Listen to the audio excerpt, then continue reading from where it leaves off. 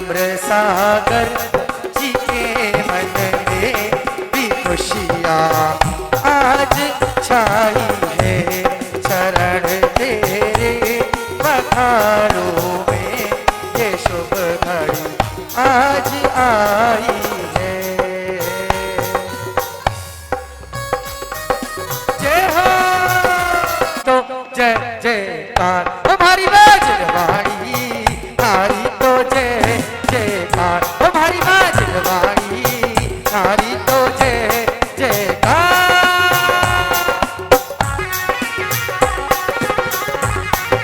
जय हो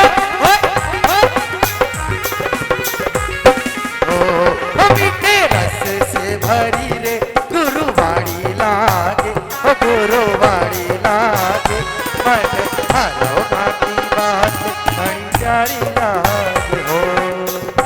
महामुनिराज की, समस्त आचार्य संघ की, समस्त आचार्य संघ की।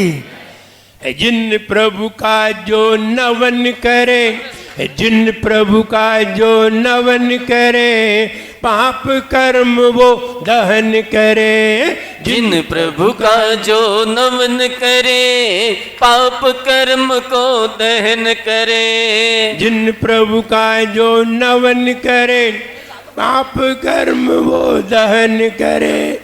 जिन प्रभु का जो नमन करे, पाप कर्म को दहन करे। बुरे भाव को समन करे, बुरे भाव को समन करे। बुरे भाव को समन करे, बुरे भाव को समन करे। करते हैं गुणगानिया, उनका हो यश गानिया। करते हैं गुणगान यहाँ, उनका हो यश गान यहाँ। अच्छी हो किस्मत हो, अच्छी हो किस्मत, तब ये कर पाए रे। जीवन है पानी की बूंद, कब मिट जाए रे। हो जीवन है पानी की बूंद, कब मिट जाए रे। होनी अनहोनी हो, होनी अनहोनी, कब क्या घट जाए रे। जीवन है पानी की बूंद, कब मिट जाए रे। हो जीवन है पानी की बूंद, कब मिट जाए रे। जिन प्रभु का जो नवन करे, पाप कर्म वो दहन करे। जिन प्रभु का जो नमन करे, पाप कर्म को दहन करे। बुरे भाव को समन करे, बुरे भाव को समन करे। बुरे भाव को समन करे, बुरे भाव को समन करे। हम सबसे पहले सवेरे उठते हैं तो सबसे पहले ये करना चाहते हैं कि हमारे सामने ऐसा व्यक्ति सामने आए जिसको देख करके हमारा मन प्रसन्न हो जाए। ऐसे व्यक्ति को हम सवेरे उठ के देखना चाहते हैं। जब कभी सवेरे सामने कोई ऐसा व्यक्ति आ जाए जो व्यक्ति खराब हो, तो क्या सोचते हैं, आज का दिन मेरा खराब हो जाएगा। और जब कोई बढ़िया व्यक्ति आ जाए, मुनिराज हमारे सामने आ जाए, तो कहते हैं आज तो मेरा धन्य भाग्य है कि मुनिराज मेरे सामने आ गए। अपना भाग्य सराहते। लेकिन अगर कोई व्यक्ति खराब व्यक्ति आ जाए, कोई पियक्कड़ आ जाए, कोई अन्य व्यक्ति आ जाए जो शोभनीय नहीं है, और ऐसा व्यक्ति सामने आ जाए तो सोचते हैं कहाँ से तुम सामने आ गए। आप दुकान खोलते हैं, सवेरे सबसे पहले दुकान खोलते हैं, और कोई ग्राहक ऐसा आ जाए जो 50 की चीज 20 रुपए में मांगे, तो तुम कहते कहाँ से, तुम यहीं आना था तुम्हें। आज मेरी पूरी दुकानदारी खराब कर दी, पूरा सवेरे से मूड ही खराब कर दिया। सवेरे उठ के हम अच्छा मूड बनाना चाहते हैं, अच्छा मन बनाना चाहते हैं, अच्छे व्यक्ति को सामने देखना चाहते हैं, और अच्छा व्यक्ति हमारे सामने आ जाता है तो ये सोचते हैं आज का दिन बहुत अच्छा गुजरेगा। जब अच्छा व्यक्ति हमारे सामने कोई नजर नहीं आता, कोई पड़ोसी तो अच्छे होते नहीं है, बहुत कम पड़ोसी अच्छे होते हैं, कौन अपने ही जैसे तो होते हैं, इसलिए पड़ोसी को देखने से कोई लाभ नहीं है। जितने भी जलन वाले लोग होते हैं वे पड़ोसी ही होते हैं, पड़ोसी ही उनके घर से ही जलन की बदबू आती है और कहीं से नहीं आती। दूर वाले को तो पता ही नहीं है और पड़ोसी को सब पता है। हम चाहते हैं सवेरे सवेरे सबसे पहले अच्छे व्यक्तित्व का दर्शन हो, अच्छे व्यक्तित्व को हम देखें, अच्छे व्यक्तित्व के बारे में विचार करें, अच्छे व्यक्ति को हम देख करके हम अपना अच्छा मन बनाएं। ऐसा हर व्यक्ति चाहता है, इसीलिए हम सवेरे उठ करके सबसे पहले मंदिर आते हैं। क्या करने आते हैं? देखने आते हैं। किसे देखने आते हैं? अच्छा व्यक्तित्व देखने आते हैं। भगवान का व्यक्तित्व सबसे अच्छा है। अनंत ज्ञान, अनंत दर्शन, क्या अनंत संपदा वो अपने अंदर समेटे हुए हैं और अपने आनंद में बैठे हुए हैं। बस ऐसे आनंदित व्यक्ति को हम देखना चाहते हैं और देखते हैं, दर्शन करते हैं। ज्यादा मन आ जाता है तो पूजन करते हैं। अब दर्शन करते हैं तो 2 मिनट में बाहर हो जाते हैं और पूजन करते हैं तो आधा घंटा 1 घंटा हम उस व्यक्ति के सामने होते हैं। आप मुनिराज के पास गए दर्शन करने, आपने दर्शन किए, दर्शन करके जाइए। अब अगर आप स्वाध्याय में आते हैं तो आप 1 घंटे महाराज के पास बैठते हैं। भक्ति में आते हैं तो आधा घंटे महाराज के पास बैठते हैं। और जितनी देर महाराज के पास बैठते हैं उतना ही जीवन में आनंद आता है। हमें बैठने को मिल जाए। कहाँ महाराज के पास बैठने का समय मिलता है? ज़्यादा देर तक स्वाध्याय के अलावा बैठोगे तो महाराज को कहेंगे भैया जाओ अपने घर जाओ। बोले नहीं हमें महाराज आपके पास बैठना है। तो क्या महाराज बनना है? नहीं नहीं महाराज नहीं बनना है। तो फिर क्यों बैठना है? इसलिए सबसे पहले दर्शन करने आते हैं, दर्शन करते हैं, पूजन करते हैं, कोई स्वाध्याय करते हैं, कोई अन्य कार्य भी करते हैं, जाप करते हैं, आदि करते हैं। हम भगवान के सामने थोड़ी देर बैठना चाहते हैं। फिर बैठते बैठते हमारे मन में भक्ति उमड़ती है। पहले हम आहार दूसरे के यहाँ देने जाते हैं, देखने जाते हैं, फिर देने जाते हैं, फिर अपने घर पर चौका लगाते हैं। ऐसे नहीं लगा लेते। पहले दूसरे के यहाँ देखने जाएंगे, कहीं महाराज गुस्सा तो नहीं होते, कहीं महाराज त्याग तो नहीं कराते, बड़ा बड़ा त्याग तो नहीं कराते। पहले ये देखने जाते हैं, फिर बाहर से खड़े खड़े देखते हैं। क्या देखते हो? कि महाराज कैसे कैसे हार करते हैं, ये देखते हो? नहीं नहीं ये कोई नहीं देखता। वो कैसे हार करते वो आप जानो। वो तो ये देखने जाते हैं कि महाराज बड़ी शांति से हार लेते हैं कि नहीं। और जब देख लेते हैं कि शांति से हार लेते हैं, कोई त्याग नहीं कराते हैं, तो दूसरे दिन कपड़े पहन के भी आ जाते हैं, फिर हार देने के लिए आ जाते हैं। फिर दूसरे के यहाँ हार देते हैं, फिर दूसरे के यहाँ हार देते देते देते देते हमारे भाव बनते हैं। फिर मन में आता है हम भी अपने यहाँ चौका लगाएं, हम भी महाराज को अपने घर पे बुलाएं, और बुला लेते हैं। हर कोई नहीं बुला पाता, ये बात सही है। लक्ष्मी हर जगह नहीं ठहरती। लक्ष्मी वहीं ठहरती है जिस घर में पुण्यवान रहा करते हैं। पुण्य ज्यादा होता है, और पुण्य वहीं ज्यादा होता है जहां कोई पुण्यात्मा के चरण पड़ जाते हैं, वहीं पुण्य ज्यादा होता है।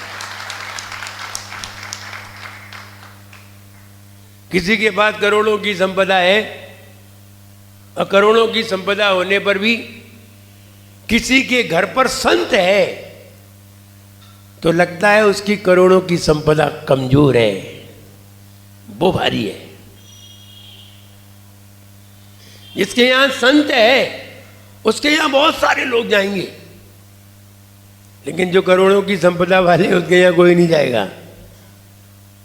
कहो कौन पुण्यशाली है, तो पुण्यात्मा जहां पहुंच जाए, कैसे पहुंचे, उसको बुलाया जाए। कौन बुला सकता है? एक मुनिराज हुए पाय सागर महाराज, आचार्य शांति सागर महाराज जी के संग में एक पाय सागर मुनिराज हुए। उनकी जीवन की कथा बड़ी विचित्र है। एक ऐसा व्यक्ति जो कभी मंदिर नहीं आता, जिसने कभी मंदिर के दर्शन नहीं किए, भगवान को कभी देखा नहीं, मुनिराज को जानता नहीं, सातों व्यसन जिसके अंदर है, ड्रिंकिंग, स्मोकिंग, जुआ, वेश्यागमन, सब,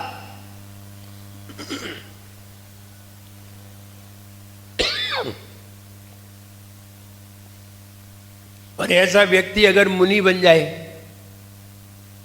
बड़ी विचित्र बात हो जाएगी। हुआ ये, आचार्य शांति सागर महाराज जब उसके गांव में गए तो समाज के लोग निवेदन करने गए कि गुरुदेव हमारे नगर में पधारिए, मंदिर में पधारिए, हमें भी उपदेश दीजिए, हमें भी धर्म का ज्ञान बताइए। आचार्य शांति सागर महाराज जब वहाँ जाने के लिए तैयार हुए तो जब गांव में जाने लगे तो वो व्यक्ति यद्यपि जैन समाज का था लेकिन उद्दंड था। कोई भी व्यक्ति उससे बात नहीं करता, गालियां देता, उल्टी सीधी कहता, इसलिए कोई व्यक्ति उससे बात नहीं करते।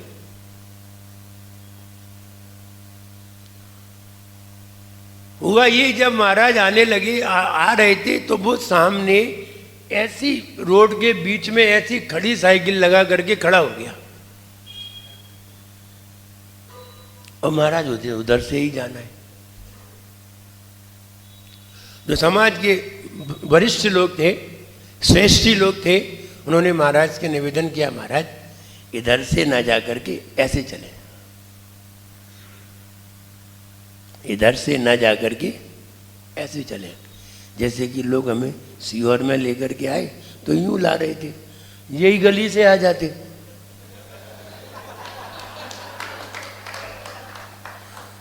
हम कहे तो वही गली में आ गए, यहीं से तो निकले थे, तो वो घुमाते हैं। अब कौन जाने भाई, हम तो नए नए हैं, हम पहले आए होते, मुझे पता होता, हमको यही तो गली है, कहीं को ले जा रहे हैं उधर, ये हमें तो मालूम ही नहीं है। उसे मालूम नहीं है, उसे तो चाहे कैसे घुमाओ।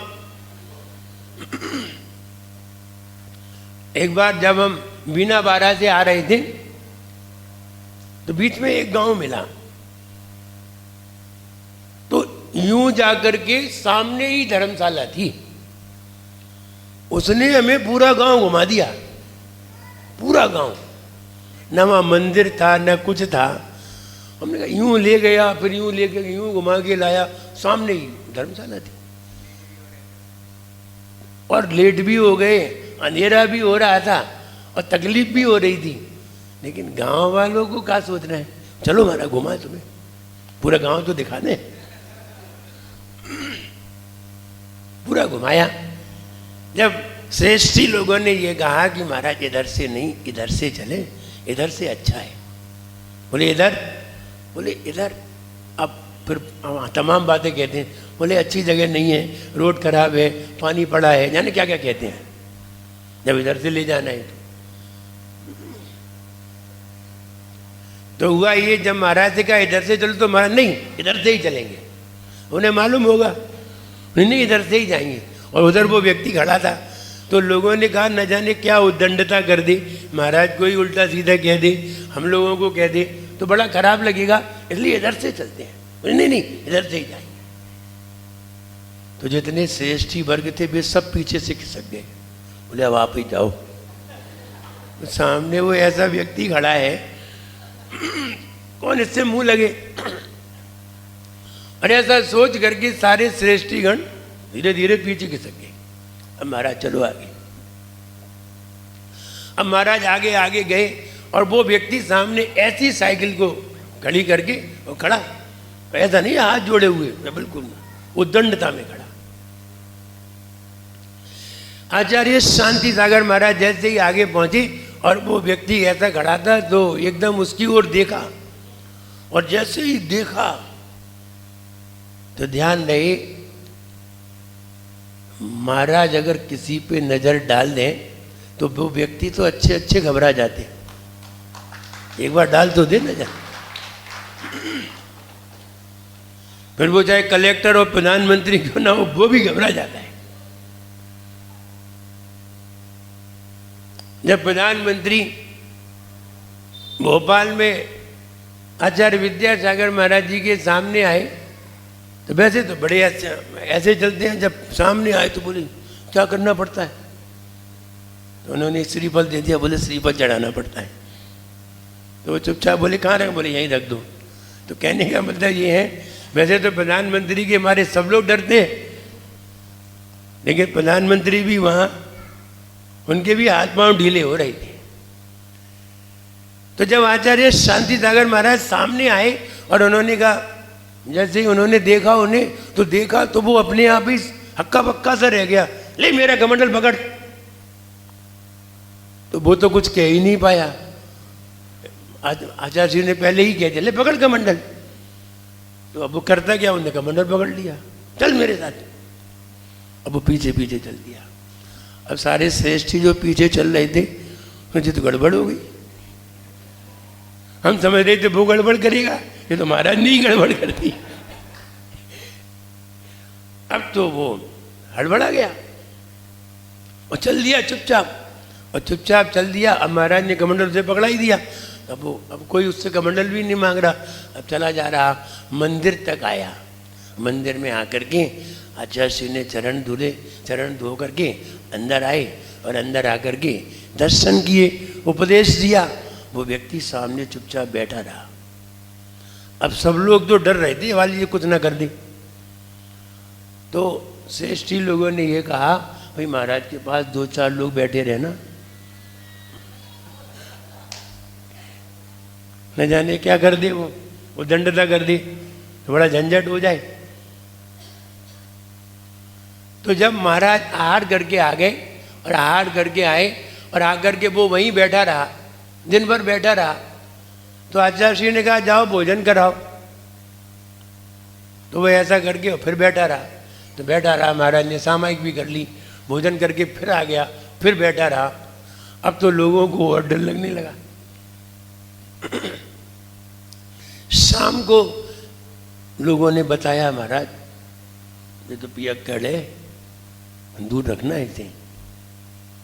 तो महाराज ने कहा हमें क्या करना है। तो हुआ ये कि उसने जब भैयावृत्ति करने का मन बनाया, जब सब लोग भैयावृत्ति करने लगे तो उसका भी मन हो गया। तो मन हुआ तो महाराज ने कहा, महाराज तुम पीते हो ना, यहाँ पीते। नहीं महाराज मैं छोड़ दूंगा मैं। छोड़ दो, पहले छोड़ोगे तब भैयावृत्ति कराएंगे। और उसने उसी रात में शराब को छोड़ दिया। फिर लोगों ने बताया ये वो भी करता है, ये भी करता है, सब बातें बताई। बोले मैं सब छोड़ता हूँ, मुझसे भैयावृत्ति करा लो। तो महाराज ने भैयावृत्ति कराई और उसने सब छोड़ दिया। सवेरे वो फिर आ गया नहा धो करके महाराज के पास। महाराज ने कहा जाओ दर्शन करके आओ, मंदिर जाओ। तो वो दर्शन करने गया, दर्शन किए, फिर महाराज के पास बैठ गया। महाराज जहाँ आहार करने गए तो वहाँ आहार देखता और वहीं बैठा रहता और महाराज के पास फिर आ गया। 2 दिन गुजर गए, 3 दिन गुजरे। 3 दिन बाद महाराज ने न जाने उसके अंदर क्या देखा, क्या भवितव्यता देखी, और उन्होंने कहा ये भद्र प्राणी है, आते ही इसने बिना कहे सब त्याग कर दिया। निश्चित है ये कोई भद्र प्राणी है। ऐसा सोच करके एक दिन आचार्य महाराज को पता चला कि इसकी शादी हो गई है और इसकी पत्नी से झगड़ा हुआ। पत्नी धर्मात्मा है और ये व्यसन करता है, इसलिए पत्नी छोड़ करके अपने मायके चली गई। महाराज ने विधि ले ली, इसी के घर पे हाल नहीं है। आचार्य शांति सागर महाराज ने ले ली विधि, पूरे गांव में घूमे और गांव में घूम करके इसके घर के बाहर आके खड़े हो जाते। अब वो कहता हम क्या करें, हम तो कुछ जानते ही नहीं है। तो लोगों ने कहा हो सकता है तेरी ही विधि हो। तो बोले मेरी विधि हो लेकिन हमने तो चौका ही नहीं लगाया है। बोले चौका लगाओ फिर। बोले मेरी पत्नी ही नहीं है। तो लोगों ने कहा कि तुम अपनी पत्नी को लेवा लाओ। ये नहीं कहा कि मेरी पत्नी ले जाओ, तुम अपनी ले आओ, तुम्हारी तो है तो अपनी ले आओ वहां से। तो बोला कि वो तो आती ही नहीं है। तो महाराज घूम के 2 दिन हो गए, 2 दिन हार नहीं हुए। अब तो सारी समाज के लोग उससे कहने लगे कि तुम अपने यहाँ चौका लगवाओ, कैसे भी लगवाओ, तुम ले आओ वहाँ से। वो दूसरे दिन शाम को पहुँचा पत्नी के पास अपनी ससुराल और पत्नी से हाथ जोड़े बोले